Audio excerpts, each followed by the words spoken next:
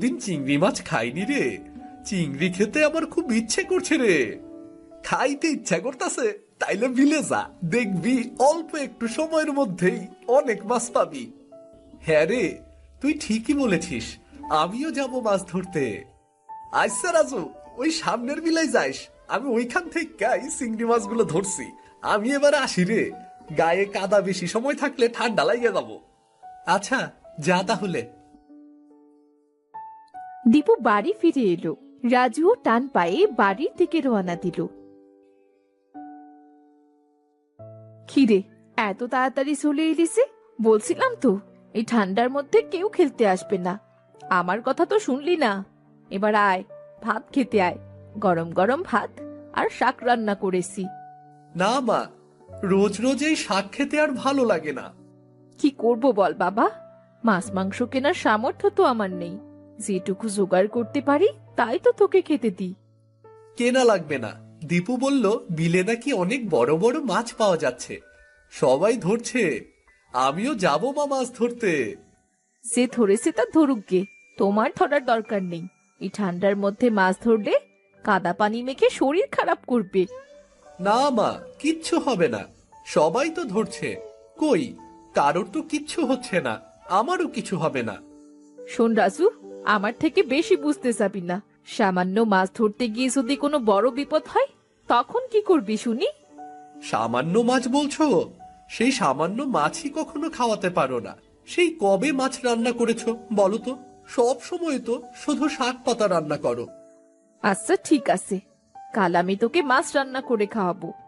তুমি সব সময়ই এই এক কথাই বলো, কিন্তু তোমার কাল আর কখনো আসে না, আর আমরাও মাছ খেতে পারি না। না রে রাজু, কাল আমি ঠিক আনবো। তোকে এই শীতের দিনে চিংড়ি ধরতে বিলে যেতে হবে না রে বাপ। আমার লক্ষ্মী ছিলে, আমার কথাটা শোন। না না, আমি তোমার কোনো কথাই আজ শুনবো না। আজ আমি বিলে চিংড়ি ধরতে যাবই। চিংড়ি ধরে এনে রান্না করে সেই চিংড়ি দিয়েই ভাত খাবো। আমি গেলাম মা, আমি গেলাম। যাস না বাবা, আমি তোকে কাল সত্যি সত্যি চিংড়ি রান্না করে খাওয়াবো। যাস না, আমার কথাটা তো শোন। মা যতই ডাকুক, আজ আর বাড়ি যাব না। চিংড়ি মাছ নিয়েই বাড়ি ফিরবো, না হলে ফিরবই না। আহ! হায় সৃষ্টিকর্তা, আমি কেমন মা! ছেলেটার মুখে এক টুকরো মাছও তুলে দিতে পারি না। আজ মাছের জন্য ছেলেটা আমার এই শীতের দিনে চিংড়ি ধরতে বের হলো। সৃষ্টিকর্তা, তুমি আমার ছেলেটাকে দেখো, দেখো তুমি। এরপর রাজু চিংড়ি ধরতে বিলে চলে গেল। সে বেশ কিছু সময় ধরে মাছ ধরার চেষ্টা করতে লাগলো, কিন্তু কোনো মাছ খুঁজে পেল না। না, সেই কখন থেকে মাছ ধরার চেষ্টা করছি, কিন্তু একটা মাছও তো পাচ্ছি না। কি যে করব, আজও কি আমার মাছ খাওয়া হবে না? সবাই কত মাছ ধরে নিয়ে গেল, আর আমি একটা মাছও পাচ্ছি না। ওদিকে সন্ধ্যা হওয়ার পথে, কি যে করব আমি। কিছুক্ষণ পর বেলা পড়ে এলো, আর পানিতে চিংড়ি মাছ ভেসে উঠতে লাগলো। সারি সারি চিংড়ি মাছ দেখে রাজু আনন্দে হেসে উঠল। ওই তো কত চিংড়ি মাছের সারি। মাছগুলো আমি ধরা শুরু করি। মাছগুলো ধরে তারপর বাড়ি যাব। রাজু যেখানে চিংড়ি মাছ ধরছিল তার পাশেই ছিল একটা পুরনো বটগাছ। সেই বটগাছে ছিল মেছো ভূত। সেই মেছো ভূতটা ছিল খুব অলস। সে মাছ ধরে খেতে চাইতো না। আলসেমি করতে করতে প্রায়ই সে না খেয়ে থাকতো। খিদের জ্বালায় যে ঘুমটাও ঠিক মতো হচ্ছে না। খিদেই পেটটা চোচো করছে। কি যে করি। এই কনকনে শীতে কেউ মাছও ধরতে আসছে না, আর আমারও খাওয়া হচ্ছে না। কি বড় বড় চিংড়ি! মাছগুলো খেতে মনে হচ্ছে দারুণ মজা হবে। মা মাছগুলো দেখলে আর রাগ করতে পারবে না। যতই রাত হোক, আজ এক ঝুড়ি মাছ নিয়েই বাড়ি ফিরবো। মনে হচ্ছে কোন মানুষ কথা বলছে। নিশ্চয়ই কেউ মাছ ধরতে এসেছে। কই দেখি তো, আসলেও আমার খাবার ব্যবস্থা কেউ করছে কিনা। ওই ওখানেও কত মাছ আছে, ওই মাছগুলোও ধরবো। এই তো কেউ নিচে বড় বড় চিংড়ি মাছ ধরছে। মাছগুলো বেশ মজা করে খাওয়া যায়।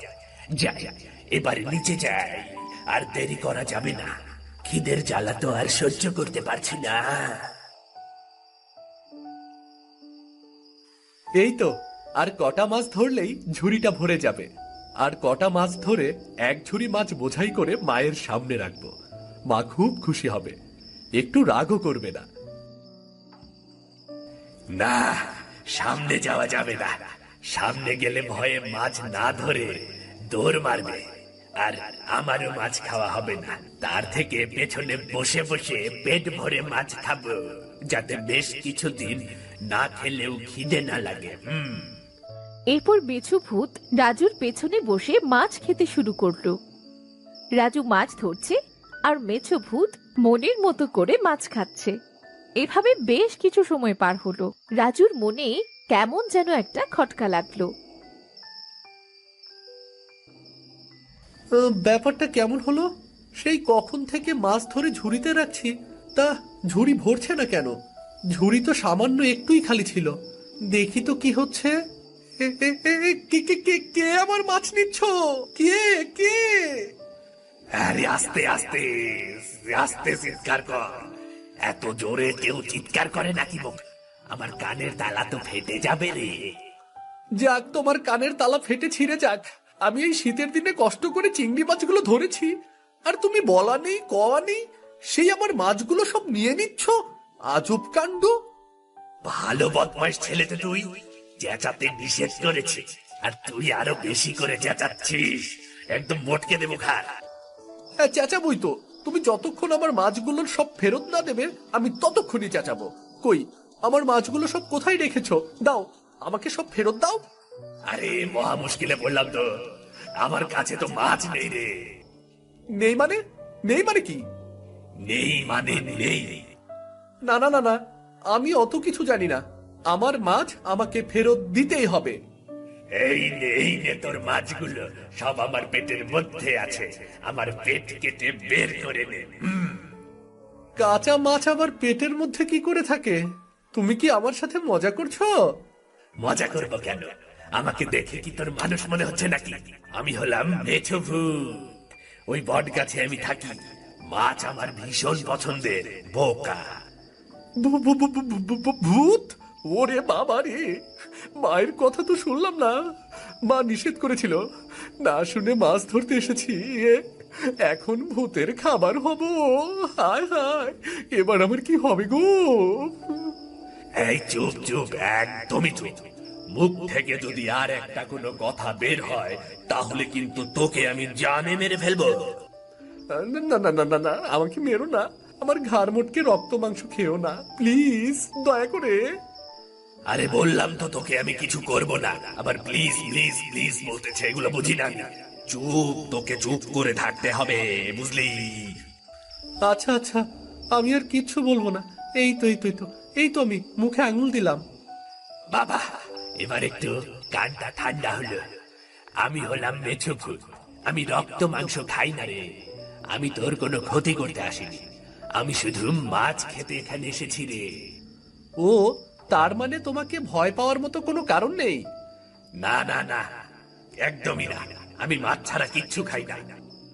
ও, তা তো আগে বলতে পারো। শুধু শুধু কত ভয় পেলাম। হ্যাঁ, সবাই তো ভূত দেখলে ভয়ই পায়। তুমি যে আমার মাছ খেয়েছো, সে সব মাছ আমাকে ফিরিয়ে দাও। কোথা থেকে দেবো রে? বললাম তো মাছ আমি খেয়ে ফেলেছি, খেয়ে ফেলেছি, খেয়ে ফেলেছি। কেন, তুমি না ভূত? তোমার কাছে তো জাদু আছে, তাই না? জাদু? হ্যাঁ, জাদু। আমি তো জানি ভূতেদের কাছে জাদু থাকে, তা তোমার কাছে নেই? হ্যাঁ, তাই তো। আমার কাছে তো জাদু শক্তি আছে, সে কথা তো আমি ভুলেই গিয়েছিলাম। বাবা বাবা বাবা। ধুর বাবা, কেমন ভূত গো তুমি! নিজের কাছে জাদু আছে সেটা নিজেই ভুলে গেছো। হ্যারি, এই শীতে আলসেমি করে কতদিন ধরে না খেয়ে থেকেছি রে। আগে যদি মনে পড়তো আমার কাছে জাদু আছে, তাহলে কি আমার এতদিন কষ্ট করে না খেয়ে থাকতে হতো? জাদু দিয়ে মাছ ধরেই তো খেতে পারতাম। সব ভুলে যায়, বয়স হয়েছে তো। দেখলে মেছো ভূত, আমি তোমার কত দিক থেকে উপকার করলাম। কেন, তুই আমার কেমন করে উপকার করলি বলতো? কেন, এটুকু মনে করতে পারছো না? এখনই ভুলে গেছো? কেন রে, আমি আবার কি ভুলে গেলাম? আমি তোমাকে এই শীতের মধ্যে মাছ ধরে খাওয়ালাম, তোমার খিদা মিটালাম, তোমার কাছে জাদু আছে সেটা মনেও করিয়ে দিলাম। তাও বলছো আমি তোমার কি উপকার করলাম? হ্যাঁ তাই তো রে, তুই আমার অনেক বড় উপকার করেছিস। এখন এই শীতের মধ্যে আমাকে আর না খেয়ে থাকতে হবে না। হ্যাঁ, এবার উপকারের প্রতিদান দাও। কি প্রতিদান দেব? তুমি আমার যে মাছগুলো খেয়েছো সেই সব মাছগুলো পানি থেকে ধরে আমার ঝুড়িতে ভরে দাও। আচ্ছা আচ্ছা, দাঁড়া, দেখ, আমি এক্ষুনি জাদু দিয়ে মাছ ধরে তোর ঝুড়ি ভরে দিচ্ছি। এবার মেছো ভূত জাদু করলো, কিন্তু জাদু উল্টো পাল্টা হয়ে গেল। মাছ না এসে পাতা চলে এলো। ঝুড়িতে পাতা দেখে রাজু তো খুব রেগে গেল। আরে ধুর, তুমি তো দেখছি ভূত নামের কলঙ্ক। তুমি তো দেখছি কোনো জাদুই জানো না। কি যে করছো তুমি! তার থেকে তোমার সাথে না বকে আমি মাছ ধরে বাড়ি চলে যাই। বৃথা সময় নষ্ট, কোনো লাভই হলো না। এই পুচকে, চুপ, একদম চুপ। মাছ তো আমি ধরবই, এই জাদু দিয়েই ধরবো। একেবারে চুপ কর। ইস, নিজে কিছু করতে পারছে না আর আমার সাথে রাগ দেখাচ্ছে। দাঁড়া দাঁড়া, এবার ঠিক মাছ আনবো। হুকুরুকু মুকু।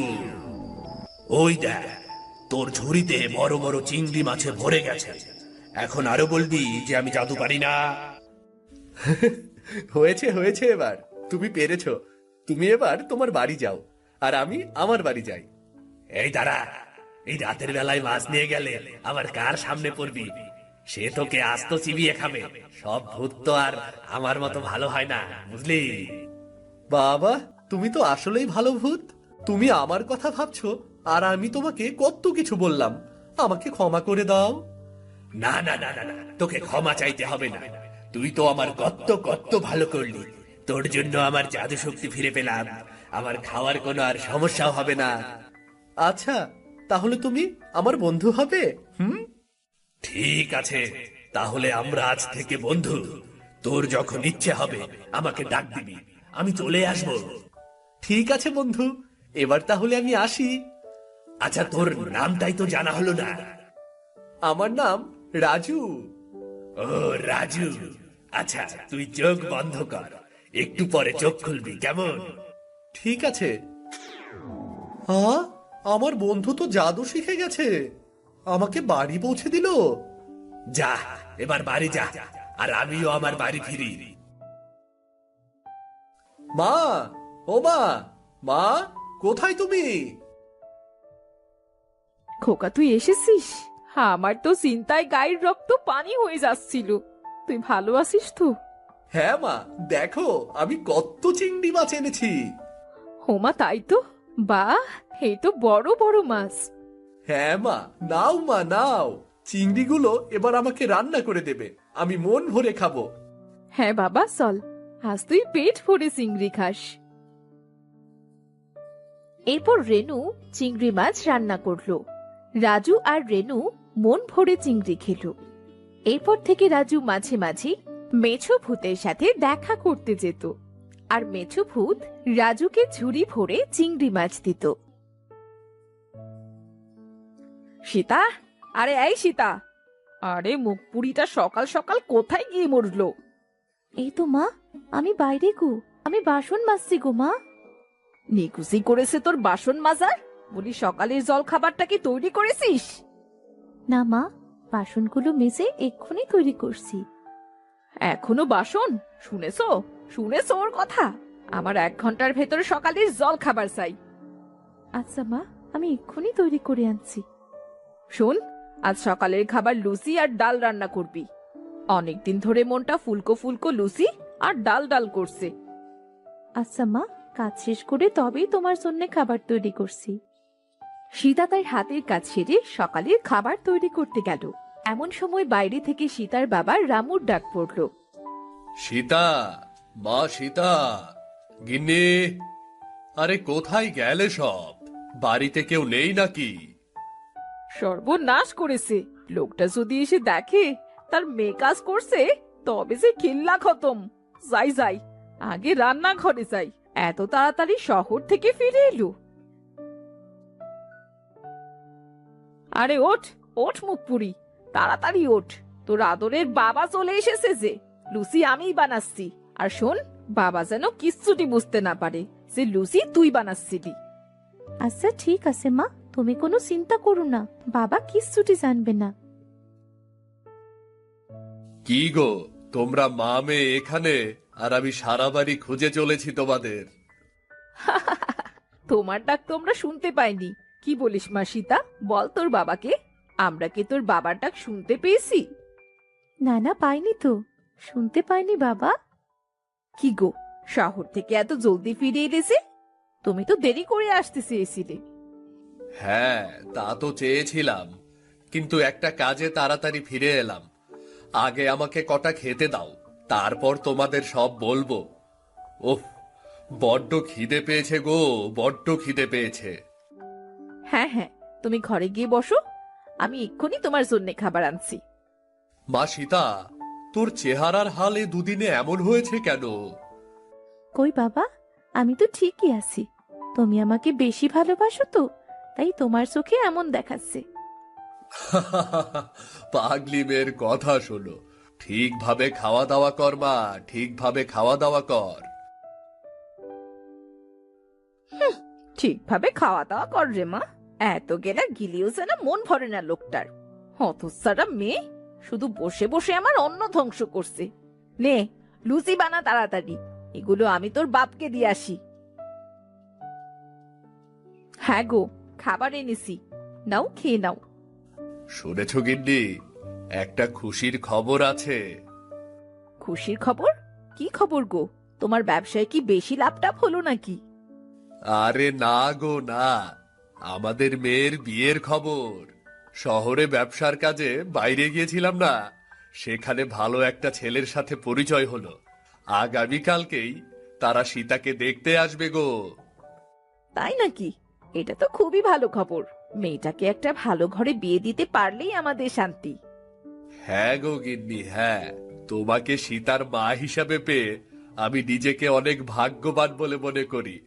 মা মরা মেয়েটিকে আজ পর্যন্ত তুমি মায়ের অভাব কষ্ট কিছুই বুঝতে দিলে না।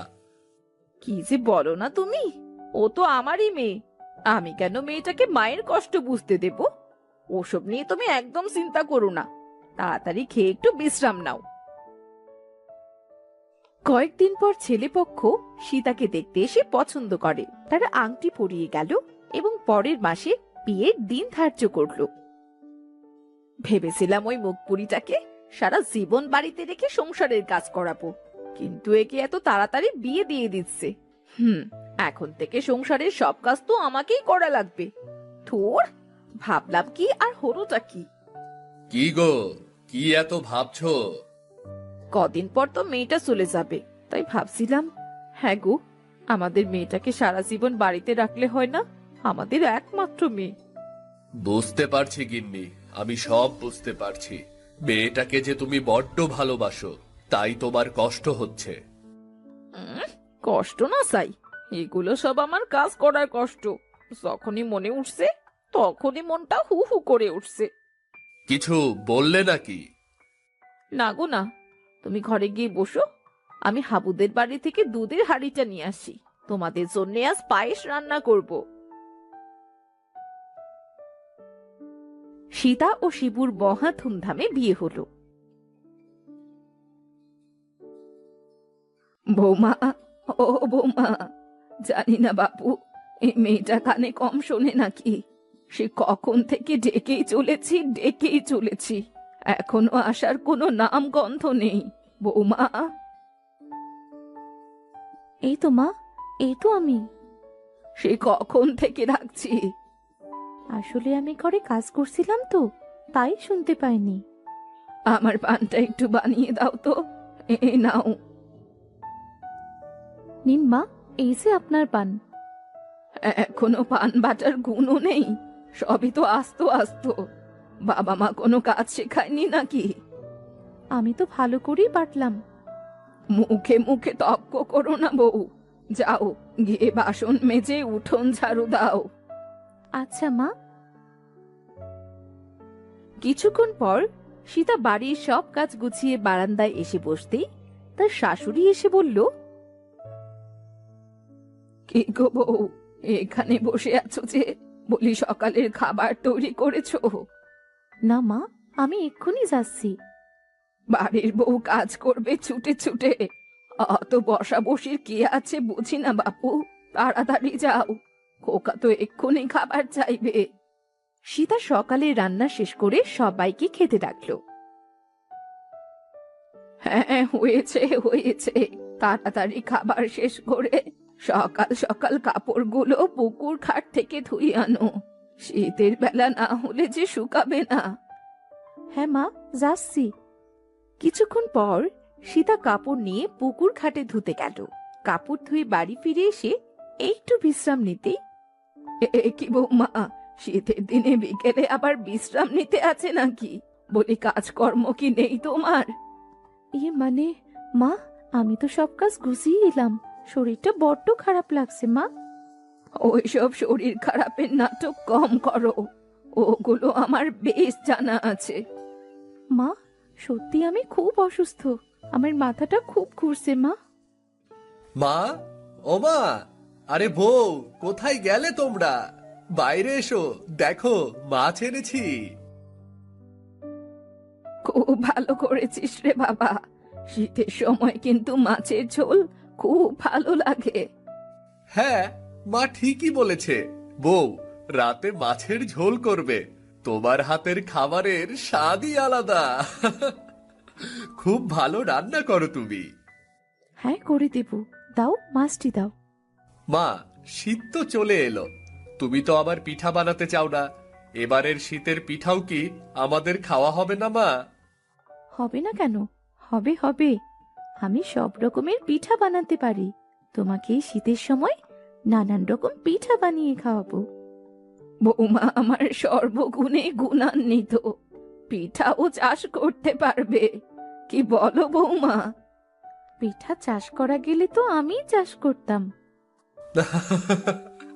তা যা বলেছ বউ, বউ আমার সব কাজে পারদর্শী।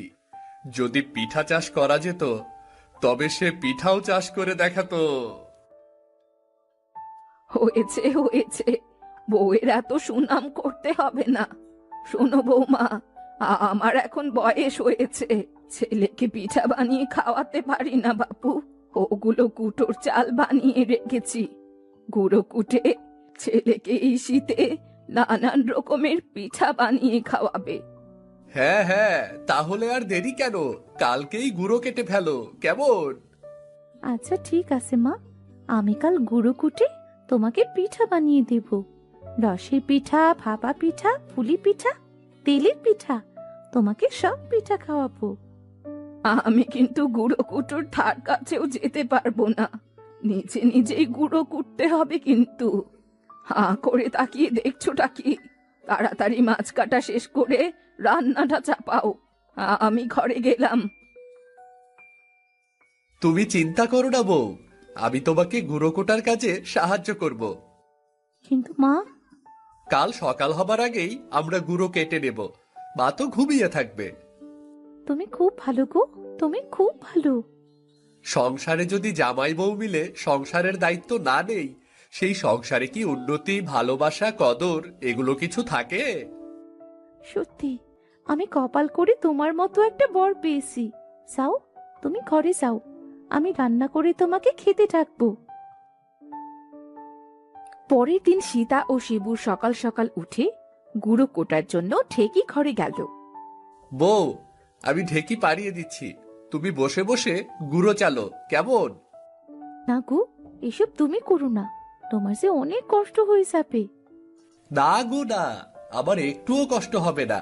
কপাল করে তোমার মতো একটা বউ পেয়েছি, সর্বগুণে পরিপূর্ণ তুমি। কোনো কাজে কেউ আমার বউকে কোনোদিন হারাতে পারবে না। যাও যাও যাও, কাজে লেগে পড়ো। শিবু ও সীতা সকাল সকাল সব গুঁড়ো কুটে, এরপর শিবু গিয়ে বিছানায় শুয়ে পড়ল। সীতা গুঁড়োগুলো রোদে মেরেছিল, তখনই বুড়ি ঘর থেকে বেরিয়ে এলো। কি বৌমা, তোমার গুঁড়ো কুটা হয়ে গেছে? হ্যাঁ মা, কুটলাম তো। একা একা এত গুঁড়ো কখন কুটলে? আপনি তো আমাকে একা একা করতে বললেন মা, তাহলে আর মানুষ পাবো কোথায়? তাই সকাল সকাল উঠে নিজেই কুটে নিলাম।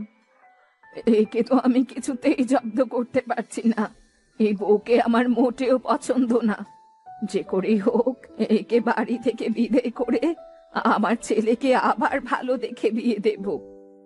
সমস্ত কাজ গুছিয়ে সীতা দুপুরে রান্না বসালো।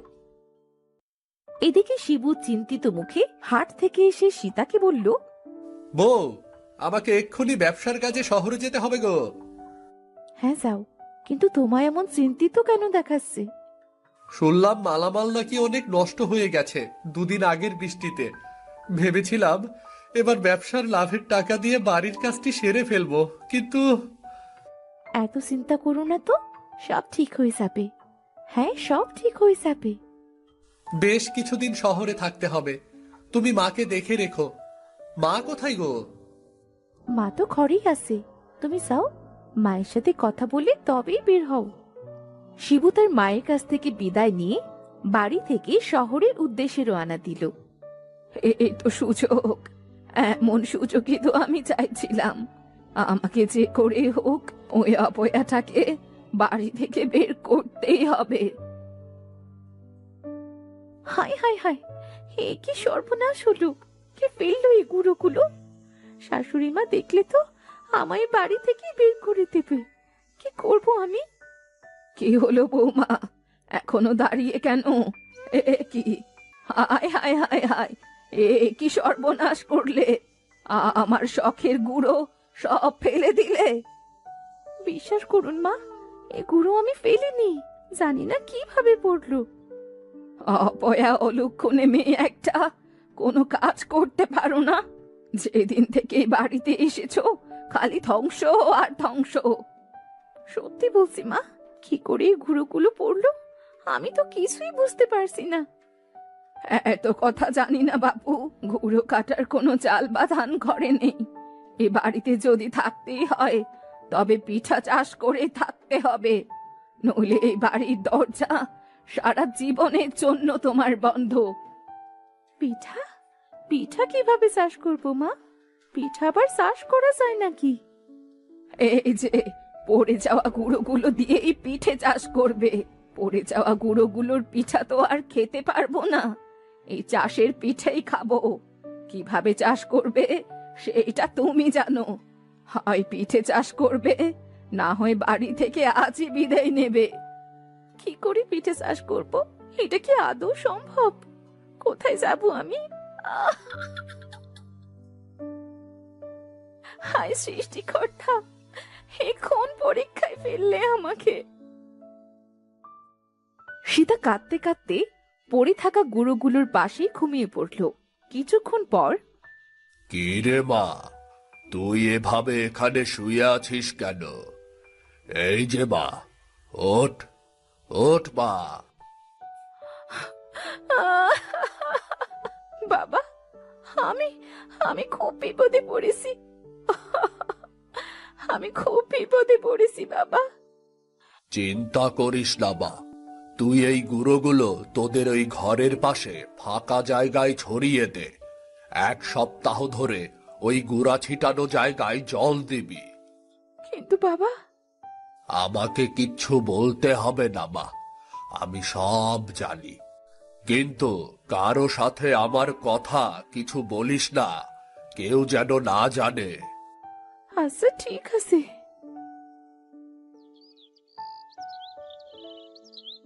পরের দিন সকাল সকাল সীতার শাশুড়ি সীতাকে ডাকলো। বৌমা, ও বৌমা, কই গো, এখনো উঠলে না ঘুম থেকে? বৌমা। এই তো মা, আমি এখানে। আমি তো সেই কখন উঠেছি মা। ঝিং ঝিং করতে করতে তো চলে এলে। আজ কিন্তু এ বাড়ি থেকে তোমায় বের হতে হবে, না হলে আজকের ভেতর আমাকে পিঠা চাষ করে দেখাতে হবে। আমাকে 1 সপ্তাহ সময় দিন না মা। এই 1 সপ্তাহের ভেতরে আমি যদি পিঠা চাষ করতে না পারি, তবে আমি নিজে থেকেই বাড়ি ছেড়ে চলে যাব। ঠিক আছে, তবে তাই হবে। মনে যেন থাকে, ঠিক 1 সপ্তাহ পর এ বাড়ি থেকে ছাটা কুলো মুখে নিয়ে বিদায় হবে। এই সংসারে সারাদিন কত পরিশ্রম করি, সারাদিন এত পরিশ্রম করেও শাশুড়ির মনের মতো হতে পারলাম না। বাবার বাড়িতে মায়েরও মন রক্ষা করতে পারিনি, আর শ্বশুর বাড়িতে শাশুড়িরও মন রক্ষা করতে পারলাম না। সীতার রোজ গুঁড়ো ছেটানোর জায়গায় জল দিতে লাগলো, সেখানে বেশ কিছু চারাও গজালো। দাঁড়াও এখানে। হ্যাঁ মা, বলুন বলুন, কি বলবেন? আজ কিন্তু এক সপ্তাহ শেষ, তোমার সেই পিঠা চাষের কি অবস্থা? ওই দেখুন না মা, বাগান ভর্তি পিঠা, ওখানে সব রকমের পিঠা পাবেন মা। মা গো মা, এ কি সত্যি নাকি স্বপ্ন? বৌমা, গাছ থেকে একটি পিঠে আমায় এনে দাও তো, একটু পরখ করে দেখি। সীতা পিঠা গাছ থেকে সব রকমের একটি করে পিঠা পেড়ে এনে শাশুড়িকে দিল। তাই শাশুড়ি পিঠা খেয়ে, বাহ বাহ বাহ বাহ, এত সুন্দর পিঠা! এই পিঠাগুলো খেতে তো ভারী মজা। এইটা কিভাবে সম্ভব? সন্ন্যাসী বাবা সত্যি সত্যি আমাকে পিঠা চাষে সাহায্য করলো। কি মেরে বাবা, অসাধ্য কেউ সাধন করেছে, আমাকে পিঠা চাষ করে দেখালো। বুড়ির বৌমার পিঠা চাষের কথা সারা গ্রামে ছড়িয়ে পড়ল। গ্রামের লোক দলে দলে সবাই বুড়ির থেকে পিঠা কিনে নিয়ে যেতে লাগলো। এত টাকা! বাহ বাহ বাবা, এই বউকে যদি আগে পিঠা চাষ করার কথা বলতাম, তাহলে এতদিনে হয়তো আমি ধনী হয়ে যেতাম। বুড়িমা, ও বুড়িমা, আরে কোথায় গেলে তুমি? বাইরে বেরিয়ে এসো। হ্যাঁ গো বুড়িমা, এখনো ঘরে বসে আছো? বলি তুমি বাইরে আসবে নাকি আমরা ঘরে আসবো? কি হয়েছেটা কি? তোমরা আবার পিঠা নেবে নাকি? পিঠা না ছাই, বলি পিঠা কেমন চাষ করেছো? পিঠা কি চাষ করেছো? বাড়িতে যেতে না যেতেই সব পিঠা হাওয়া। হাওয়া হয়ে গেল মানে? পিঠা তো আমি মাত্র খেলাম, তখন তো সবই ঠিক ছিল। ওসব আমরা বুঝি না, আমাদের যে ঠকানো হয়েছে এটা কিন্তু বেশ বুঝতে পারছি। বেশ বুঝতে পারছি। বলি আমাদের টাকাগুলো এক্ষুনি ফেরত চাই, এক্ষুনি। এইসব ওই পোড়ামুখীর কারসাজি। বলি কি করেছো? কি দিয়ে চাষ করেছো এই পিঠা, যে সবার পিঠা হাওয়া হয়ে গেছে? আমি তো কিচ্ছু করিনি মা, বিশ্বাস করুন, আমি কিচ্ছু করিনি। কিচ্ছু করিনি বললেই হলো? আজ তোমার একদিন তো আমার একদিন, তুমি আজই বাড়ি থেকে বের হয়ে যাবে। কি হয়েছেটা কি? বাড়িতে এত মানুষ কেন? কি হয়নি তাই বল বাবা।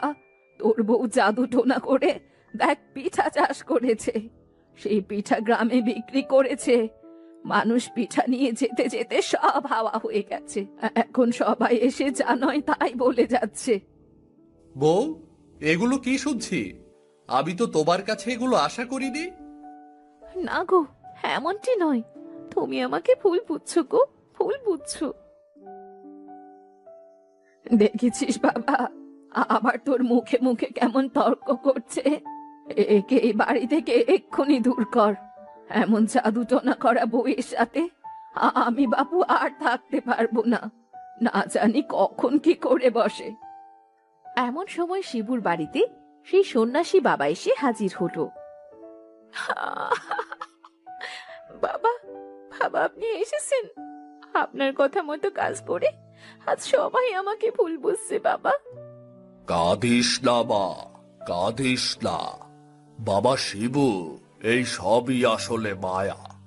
তোমার মা দিনের পর দিন এই মেয়েটির ওপর পিঠা চাষ করার জন্য নির্যাতন করেছে, যেন ওকে এই বাড়ি থেকে তাড়াতে পারে।